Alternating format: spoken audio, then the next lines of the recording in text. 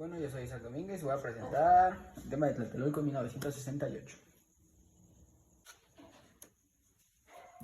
En México, el tipo de gobierno era muy estricto y autoritario. Era encabezado por el PRI, el cual desde épocas de la Revolución Mexicana encabezaba el poder. Su mandato era casi absoluto y no había casi nada de libertades. En 1964, Gustavo Díaz Ordaz fue nombrado presidente de la República Mexicana, el cual se centraría en el sector económico del país. Este presidente se destacaba por su autoridad, represismo y por una seriedad muy concreta.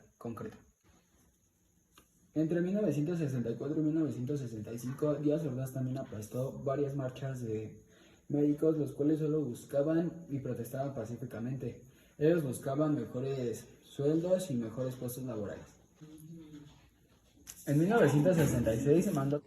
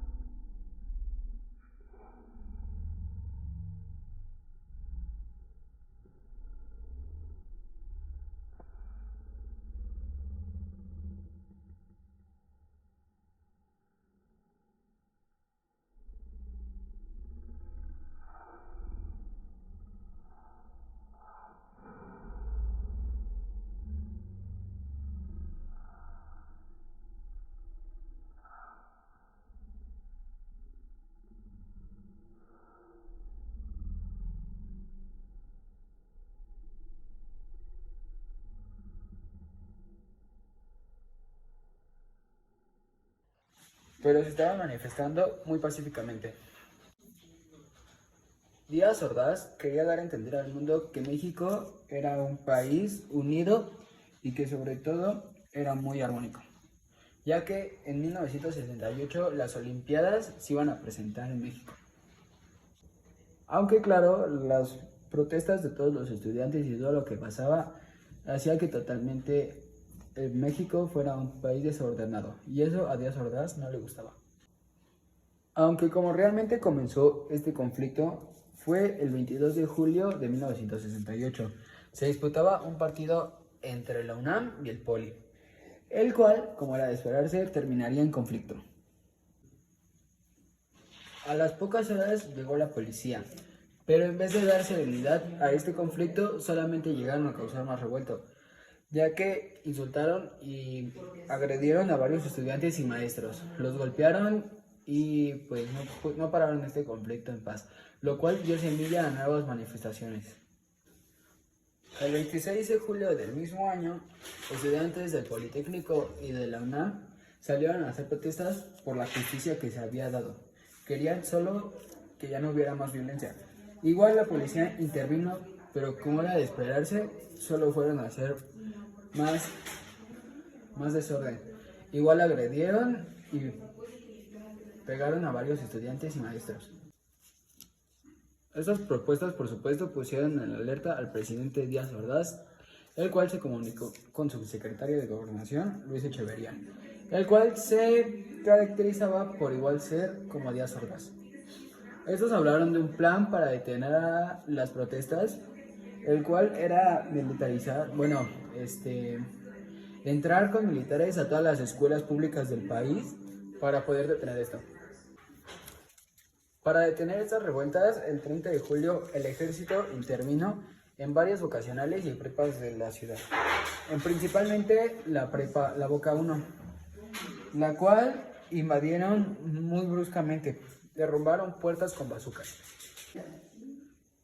Esto no detuvo, sino más sembró más semillas. Junto a los estudiantes se unieron varios movimientos más, los cuales buscaban también detener esto, los cuales pensaban que también el gobierno de Díaz era muy corrupto, totalitario y querían tener más libertades. A esto es lo que se suma. En agosto se creó un Comité Nacional de Huelga, los cuales eran para poder organizarse y poder hacer más protestas en contra del gobierno. El 27 de agosto varios manifestantes llegaron al Zócalo, en donde se manifestaron por muchas horas. Estos pedían la disolución de políticas que permitiera que las manifestaciones podrían ser canceladas. También pedían que se cancelaran los Juegos Olímpicos y que dejara de ser un gobierno muy absolutista, ya que también querían muchas libertades querían sobre todo justicia. Al día siguiente por la mañana ellos pensaron que habían ganado esta protesta, ya que no daban noticias. Pero no era así, ya que por la mañana el gobierno soltó varios tanques con ejércitos, los cuales llegaron a ambientar mucho el ambiente, ya que había mucha violencia y muertes. Empezaron a arrestar a mucha gente y también hubo uno que otro asesinato.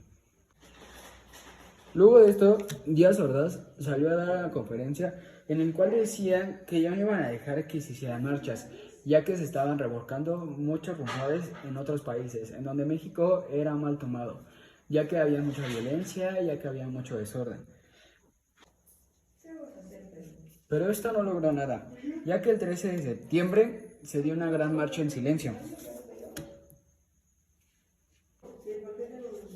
Entre el 18 y el 24 de agosto, el gobierno tomó libremente la ciudad universitaria. Llegaría el llamado 2 de octubre, en donde varios estudiantes en Tlatelolco, en las plazas de las Tres Culturas, convocarían una gran marcha. Todo esto para seguir protestando, pero ellos solo iban pacíficamente.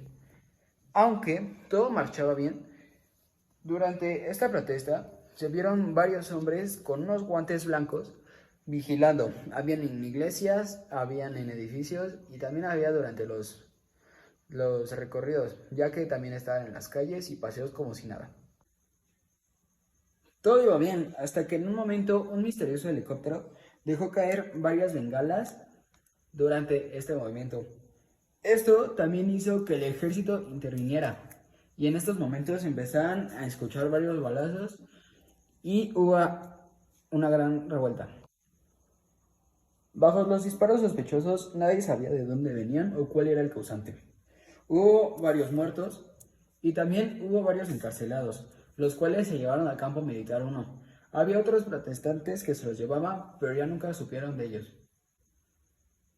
Al día siguiente se esperara que todos los periódicos, todas las noticias estuvieran repletas de esto, pero no hubo nada. Solo dijeron que eran varios ataques de manifestantes, de terroristas contra el ejército. Estos se nombraron héroes, ya que en las noticias dijeron que hubo 29 muertos, pero nuestros legendarios héroes del ejército. No se nombraron estudiantes y no se nombraron más muertes. Aunque años más tarde sabríamos los verdades.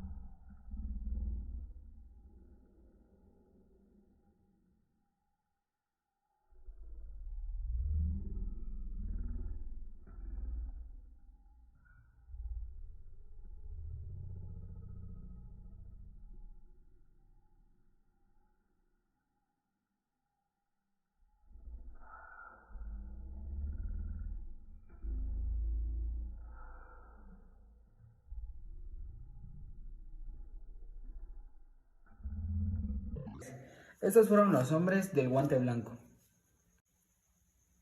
Incluso hoy en día no se saben cuántas fueron las víctimas, ya que cerraron Tlatelolco, limpiaron y el ejército desapareció cualquier rastro alguno.